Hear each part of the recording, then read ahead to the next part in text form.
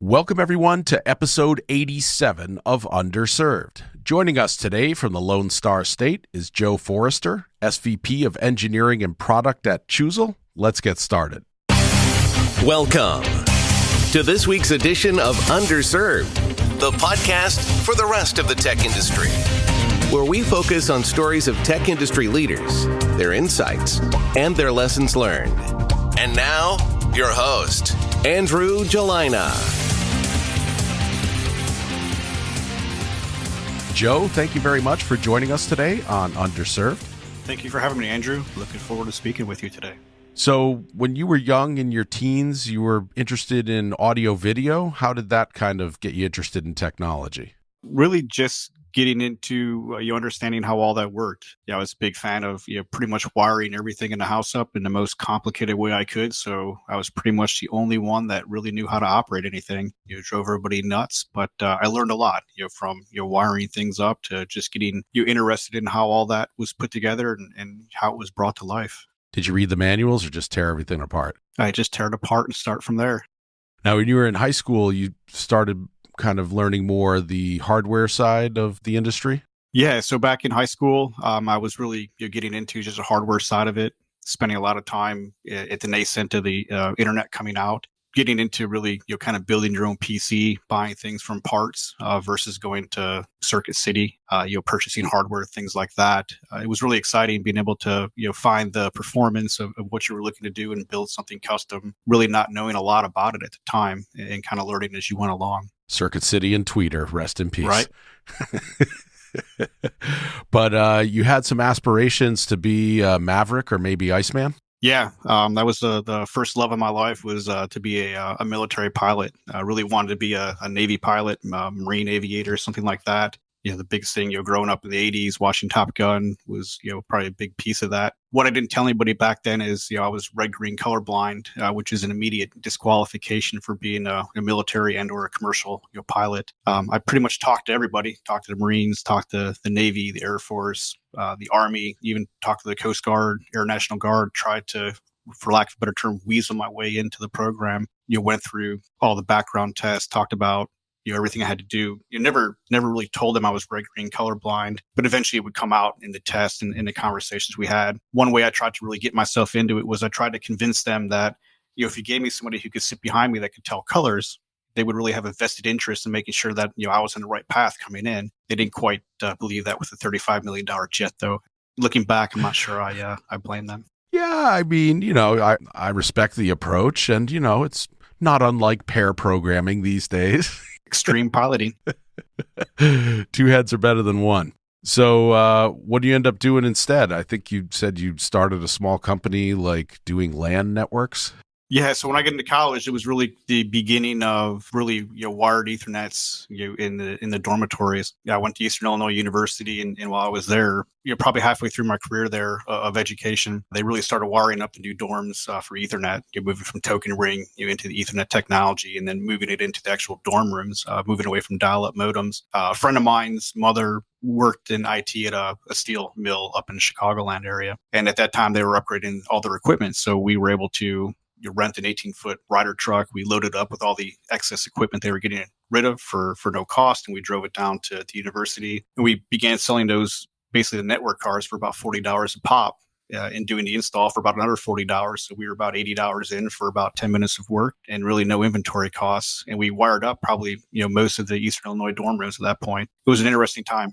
Now, at Eastern Illinois, you were pursuing a Bachelor of Science in Computer Management. If I recall correctly, that's one of those degrees that kind of mixes business and tech. Yeah, it's an interesting degree, and it's one I recommend to a lot of people I talk to. So it's heavy in the business side. So you take all the traditional classes of economics and finance, accounting, business management, legal, things like that, but also layers in almost not quite a computer science degree. It layers in database programming and all the technology classes, systems design, et cetera. So coming out, you have a well-rounded understanding of what happens in the business industry, as well as how you impact that from a programmer, at least coming out of college from that perspective. Well, shout out to previous Underserved guests, Andrew Bauer and Dan Goldenberg, who were Syracuse iSchool grads. Same sort of idea. I think it's a great idea. I did it manually, went to UMass Amherst, management major, but took a bunch of CS courses. But yeah, I think that's a great way to hit the industry. Yeah, I agree. So, it gives you that broad exposure that I don't think you get coming out of a computer science degree. Well, you might get a better education in computer science side. You don't quite understand the ramifications to the business world as far as growing your career long term, in my opinion. So where were you interning after this? So I started an internship my senior year coming out of Eastern at a company called Convergys, based out of a Chicago suburb, really doing mainframe programming. I think I was likely one of the last classes graduating that, took a primary concentration coming out of a business degree with COBOL. Yeah. It's amazing. We still get demand for it today. We had folks calling us about Microfocus COBOL just yesterday. What were you building with COBOL back in the day? So back in the day, we were building billing systems for some of the wireless carriers. So back then, my big client was AT&T Wireless before they became Singular and went back, and all their affiliates. So we were responsible for all the bills you received in the mail, essentially from the point where the call was made, the mediation came off the trunks. We collected all that information, ran it through the billing drivers, and then created the bill that went out at the end of the day. Yep, and you had to do the back-end mediation, all the switches to set up call forwarding and all their features and everything? All that. So I started off on the COBOL side doing the billing components, and then about a year into it, moved over to the client server side, doing a lot of, at that time it was C programming. We were responsible for both the activation and the mediation side. The activation side was a really interesting part of the business. If people remember back in the day, you'd walk in, get your phone, and it wasn't immediate that it was activated. You had to wait hours before you could actually use the phone that you purchased. What we did with the activation programs were, once we got the order for the activation in near real time, back in like 2002, 2003, we would take that, we would do the provisioning of that device on the HLR, which is a switch. We would then do the over-the-air activation, set up your voicemail accounts and their ancillary systems that were required. And at that point, you were then able to utilize your phone. It's funny. In parallel, I was doing the exact same thing at EDS Personal Communication Division like 6 years before that. COBOL and C and talking to switches. So what made you kind of wind up there? Were they closing and consolidating? Yeah, so they were a division of Cincinnati Bell Information Systems back then. In probably around 2007, we decided to ramp down that Itasca office in Chicago and consolidate operations back to Cincinnati and Orlando. So at that time, I decided it was time to move on to a new career. Got about 60 days notice and parlayed that into a new gig over at Axiom Corporation. Shortly after the 2008 came into the year. Now, marketing technology was new to you then. What was it like kind of drinking from the fire hose when you got there? Yeah, it was interesting. I came in knowing a lot about technology, a lot about how networking, databases, and things like that work. But the whole marketing ecosystem was a new world to me. I spent a lot of time working with a lot of great people over at Axiom, learning about direct mail marketing, the postal service, how to do data cleansing, build master data management databases, and evolve that technology into what it became late 2000s into 2010. Now, who were your customers then? Back then, I worked within the automotive vertical. So a lot of my customers to start off with were like ADP Dealer Services, a lot of the large dealer networks like AutoNation in those dealer groups. Eventually moved into some more of the OEMs like Mercedes-Benz, General Motors, did a little bit of work with Ford back in the day, touched a little bit on Honda, Toyota. It was an interesting time working with the automotive manufacturers back then.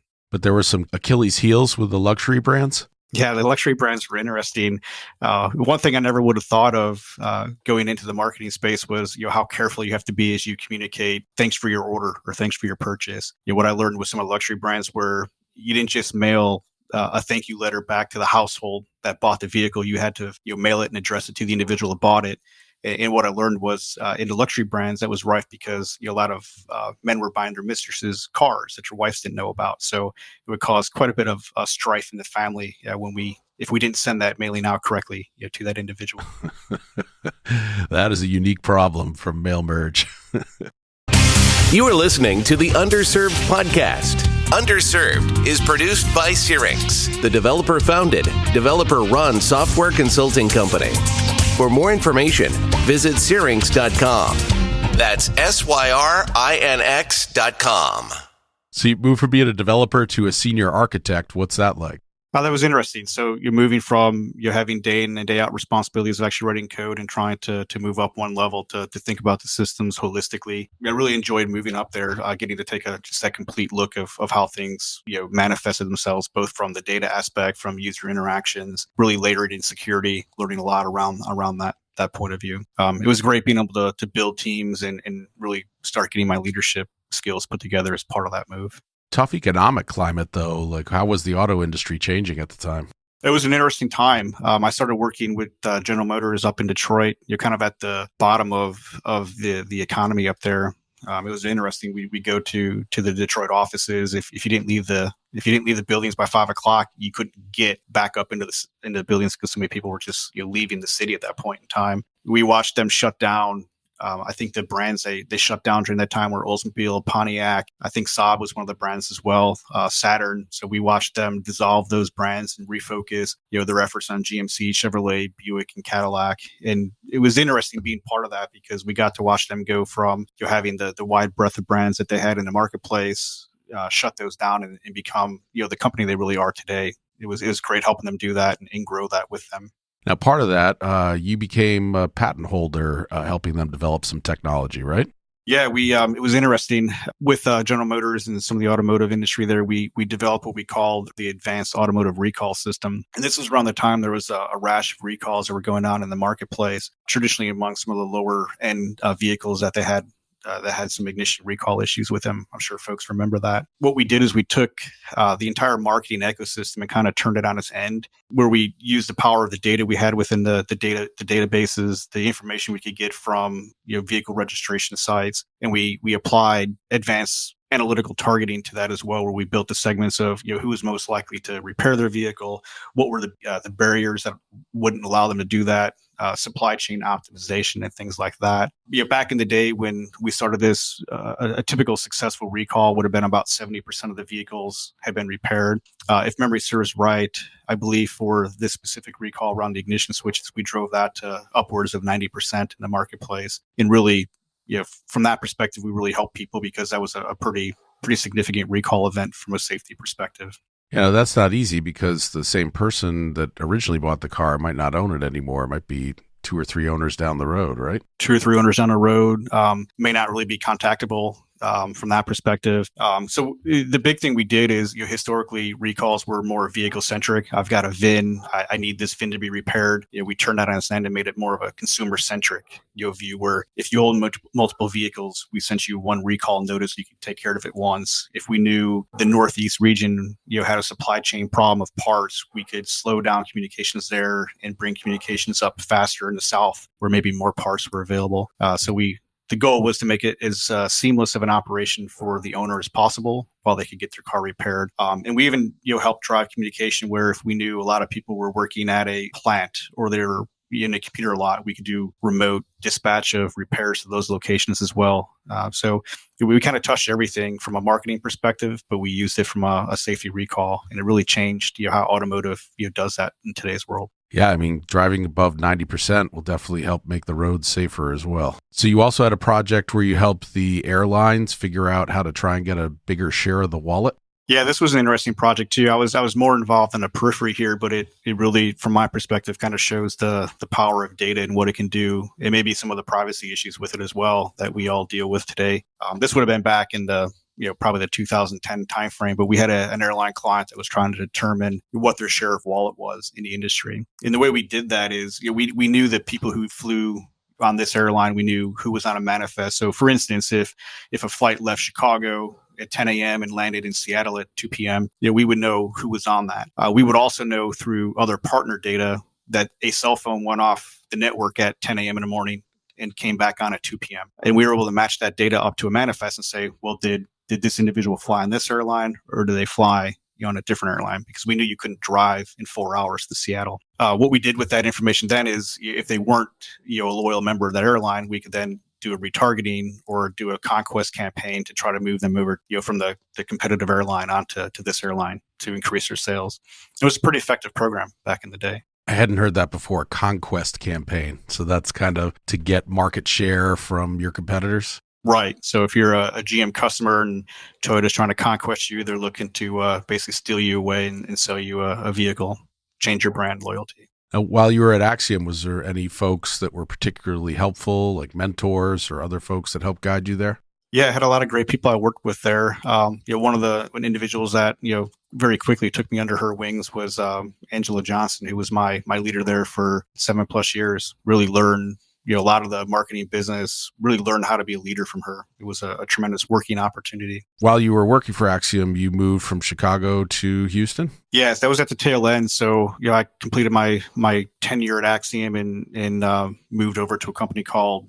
It's been many names at this point, but when I joined at the end of 2015, it was KBMG Group based out of Dallas and Houston. So I took that role, actually working with Angela. She had taken a position there a few years earlier, and I was in the market looking for a role and talked to her and got recommended to come over here. So as part of that transition, I moved from the Chicago area down to Houston, and made that move with the family.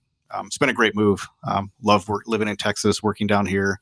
It's just a great place to live and much different than living in Chicago. But you got a bit of a rude hello with the weather when you got down there about a year in.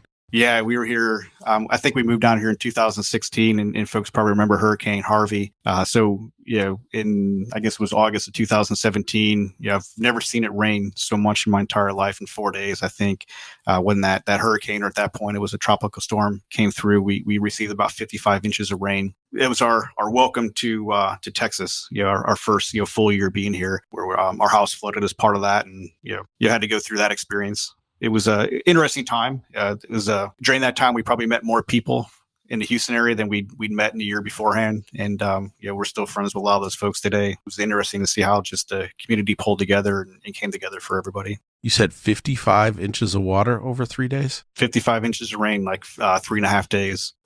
Never saw it rain so much in my entire life. Where does it all go? Like, does it wash out to sea? Eventually, that was the other interesting thing I learned. So when we first moved here, we have what we call, there's a big reservoir. Well, I knew it was a reservoir that sat behind us, and there's this big park back there. But apparently what we learned is our house actually sits inside that reservoir as well. So as all that rain comes down, it's a watershed. They close the dams and it's impounded, and that really pushed up into the to the neighborhood. So it was a life-opening event. I am altering the scope of the project. Pray I don't alter it any further. Excellent. Let the scope creep flow. Keep adding features. To deploy the release, deliver first. You must. I find your lack of faith in change management disturbing. Missing your deadline is the path to the dark side. If you or someone you know manages software development projects, we can help. Call the offices of Syrinx Consulting. Syrinx provides software consultants who hit the ground running to help you deliver right away. Our toll-free number is 888-579-7469, option 1. Or you can live chat with Berg at Syrinx.com. That's SYRINX.com. Syrinx is not a law office and this is not legal advice. Offer valid only in the United States. Hablamos español, pero solo un poco y no tener ni pies ni cabeza. Saludos. Well, with that move geographically, you also kind of moved from auto to healthcare? Yeah, the primary industry I moved from by going to KBM was within the healthcare industry. So again, it was going into an industry I didn't really know anything about, moving from Axiom over to KBM. What were you able to bring with you from your experience in the auto industry, and what was brand new and took some getting used to? I think the biggest thing bringing over was just, the master data management component, right? So, identifying the right person across a sea of information and distilling that down to the most complete contactable view of an individual. So having the ability to understand how all that worked, coming from Axiom, coming from the automotive industry, and bringing that to help expand that into the healthcare industry was a big thing. The hardest thing I learned going into healthcare was a lot of the privacy rules around PHI data, personally identifiable health information, and really the speed at which healthcare moves. On one hand, automotive was really kind of running at the forefront of marketing. They could do a lot with the data they had, a lot of agreements they could put in place.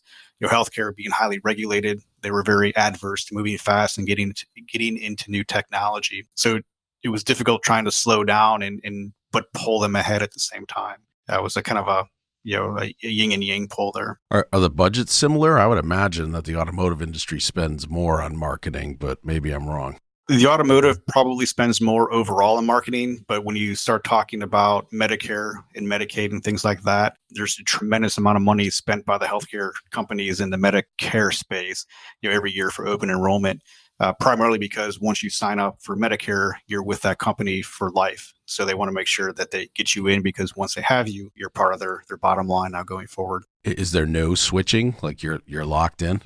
I'm not sure if you're locked in, but I think once people get set up, they have their doctors picked out, their providers, drug plans and all that. I think it's a hassle, as an individual to join up, and they probably don't want to go through that for a second or third time. Yeah, a lot of inertia. Right.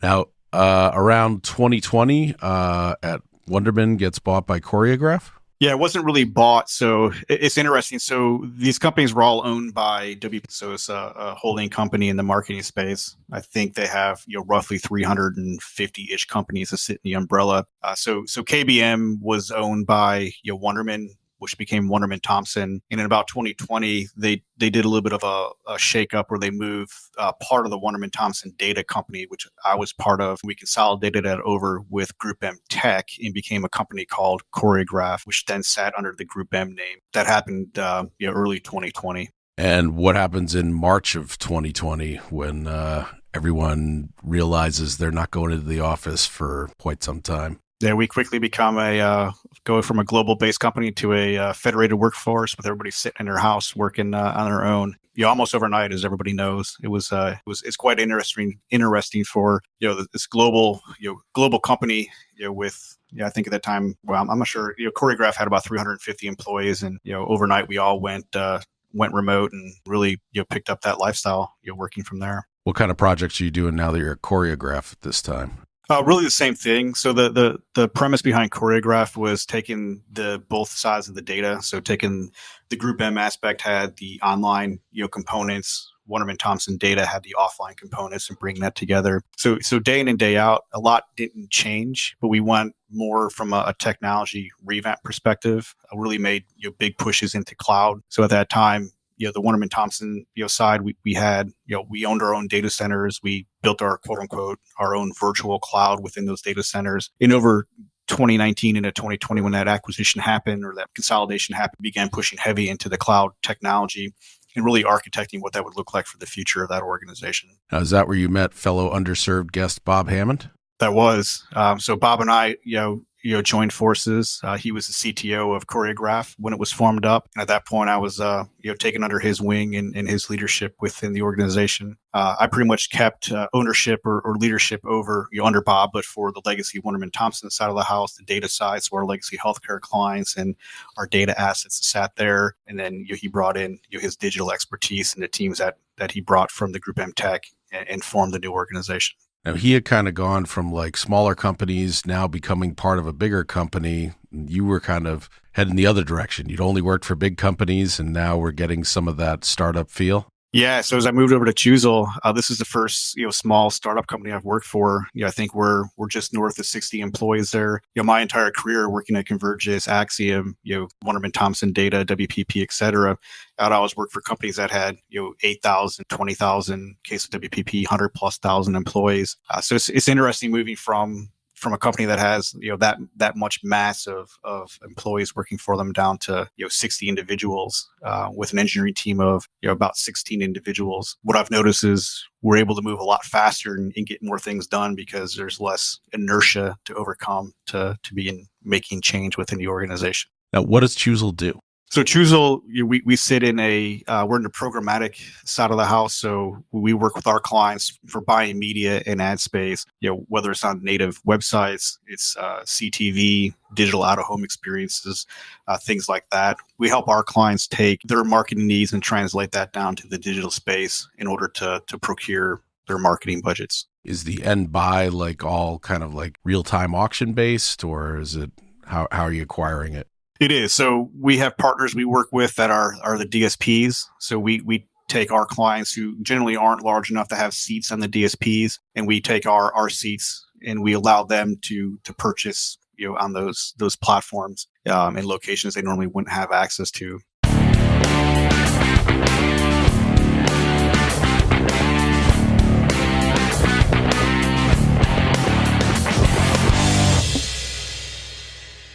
Now, on the personal side, like you started playing music at a young age, right? Yeah, I did. I probably was forced into it by my parents in the second grade, learned the piano. I actually really enjoyed that, stayed with it until, really stayed with it with lessons and playing through my senior year in high school. They broke a deal with you in high school, though, right? They did break a deal with me. So, when I joined high school, I wasn't really into singing or the choir, but I'd met the choir director and kind of made a deal with him saying, yeah, I'll join the choir, but I'm going to be the accompanist for the choir. So we made our handshake deal in the commons, during sign up or during registration. First day of school I get there, they'd hired a professional accompanist that was now in charge of playing for the choir. So yeah, I was not quite forced, but moved into a singing role at that point. Oh yeah, ended up being a good thing because it gave me kind of a foray into actually music production and mixing and laying down tracks and things like that. So the guy they hired, took me under his wings and taught me a lot of that through the 4 years I was in high school. Now, are you using like a digital audio workstation on the computer or like mixing by hand on a board? It was all digital back then. So I think the software I used back in the day was Cakewalk. So it was on a PC, through the keyboards, MIDI connections. It was nice. Now, I see some guitars on the wall behind you there. When did you get into playing guitar? Really got into playing guitar probably when I went to college. It was, in the dorm room, couldn't really have a piano. I think I brought a keyboard with me, but, I found a lot of joy just being able to, pull out a guitar and kind of have stress relief, kind of taught myself how to play and, just learn some things by ear. It was just a little change of pace. I think what I was talking earlier was much easier to carry around than a piano as well. Yeah, for sure. With learning, you like to turn to YouTube. Are there any good lessons or channels or places that you pick up new guitar tips from? Yeah, I think the best channel I watch on YouTube is a guy named Marty Schwartz. He teaches pretty much any song you could ever want and takes recommendations, has a huge following out there, but he'll take any song, pretty much any song you could ever think of. He's got it broken down into small chunks that really teach you how to play those songs. Yeah, I really started off by reading tablature, things like that. But having YouTube now to go into learning really shows you some of the intricacies and different finger formations you need on a fretboard to be a more adept player. Have you tried to pass down either technology or music to your son? I have. I've been successful on one of those two. So my son played piano a little bit, did a little bit of drums. Yeah, he's a senior in high school right now. He's been in the marching band, in the band, junior high and in high school, playing trumpet and mellophone, things like that. Absolutely loves it. I've tried, getting more interested in technology, programming, things like that. And it's been probably chalk it up to an utter failure. He just hasn't really enjoyed the programming aspect of it. Part of it, I think, is some of the teachers he's had in school for it, probably weren't the best, so they didn't really instill a lot of passion for him in there, which has been a shame. So I try to work with him, but he's more interested in more of the business aspect of things. So really supporting him from the finance and accounting aspect, which he's really interested in pursuing at college. He'll end up being the boss. It'll be fine. Probably, right? You take care of me when I get older. I hear some barking in the background. Is that your soon-to-be 10-year-old lab, Cody? That's our black lab that we rescued up in Chicago before we moved down here to Houston. So I've got him locked in the back room, but unfortunately, I think we're hearing him a little bit here. Now, with 55 inches of rain, but he's not a big fan of water, is he? He's terrified of water. I think I have the only Labrador hunting dog. Well, he's not a hunter, but the only water dog who's afraid of getting in the water. Funny story, when we moved to Houston, the one requisite my son had before we moved here is we had to have a swimming pool, which surprisingly left right now nobody uses, just sits back there. But I was playing catch with Cody in the backyard when we first moved in, threw the ball for him. He turned left instead of right and fell into the pool, and I had to jump in and save my Labrador. I had to pull him out of the pool. He just completely freaked out. The good news is since then he's never wanted to get back in the water either, so it's worked out. Well, if it's any consolation, I have a golden retriever, Brody, who seems to be very scared of the pool as well. Wants nothing to do with it. There you go. Any other folks you want to give a shout out to? We talked about Bob and Angie a little bit. I've had pleasure working with some just really fantastic leaders through my career. I think I've been really lucky where I've never really had what I'll call any bad bosses. Especially over at KBM Wonderman Choreograph. I had a slew of great mentors there and individuals I worked with over the years, like Joe Brem, who ran our operations. Tom Young, who was one of the ones that was instrumental in bringing me down to Texas initially. It's been great working with them, and the things they've taught me over the years has really helped me in my career moving forward. So it's been just fantastic having mentors that have taken time out of their day to help others grow into what they are today. And I'm trying to take that and give it back to folks I work with today going forward. Yeah, you got to pay it forward with the mentees. So, Joe, thank you very much for joining us and sharing your stories with the listeners of Underserved. Thanks for having me today, Andrew. It's been great speaking with you. And we'll talk to everyone soon on the next episode of Underserved. Thank you for listening to the Underserved podcast. For more information on the topics discussed and for show notes, visit the show website, underserved.fm. And please be sure to rate, like, and subscribe to Underserved on Apple Podcasts, Google Play, Spotify, or wherever you listen to podcasts.